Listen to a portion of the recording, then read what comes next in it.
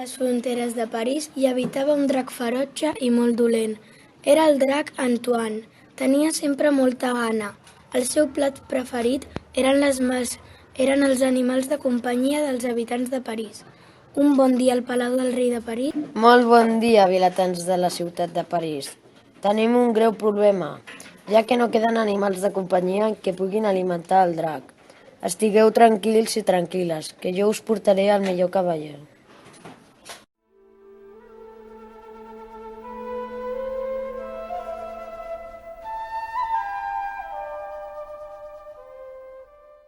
Tranquils, ciutadans. He enviat un WhatsApp urgent al cap dels cavallers perquè vingui a deslliurar-nos de la bèstia. Uns dies més tard, al palau se senten uns crits des de la cambra de la princesa.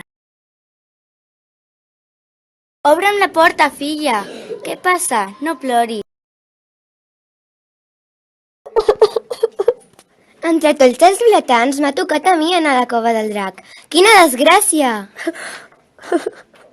Vilatans i vilatanes, tenim una mala notícia.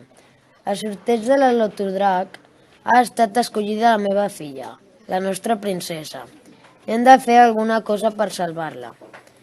He sentit que hi ha un cavaller de camí, anomenat Jordi.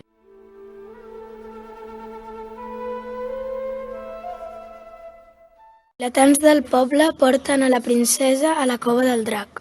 No, sisplau, deslliureu-me. Us donaré tot el meu or. De camí cap a la cova del drac, la princesa va aprofitar per fugir corrents cap al bosc. S'hi va endinsar tant que es va perdre. No sabia on era.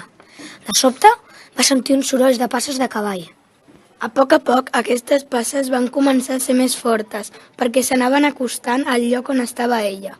La princesa va veure un elegant cavaller vestit amb armadura brillant.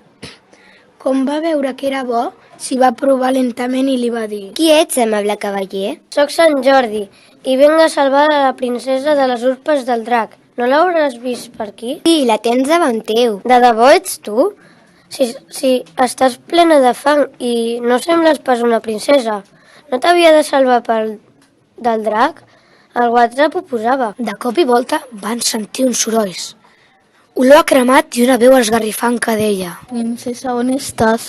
Necessito la teva ajuda. No, m'ho crec.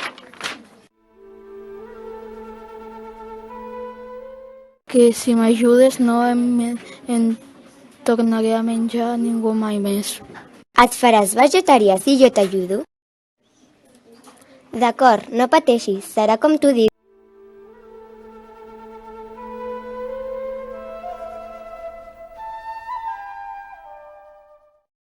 Jordi va enviar un WhatsApp al rei dient-li que tot s'havia acabat.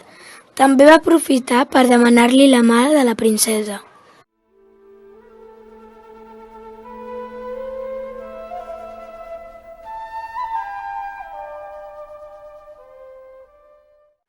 Es van casar i el drac va anar a viure amb ells al castell.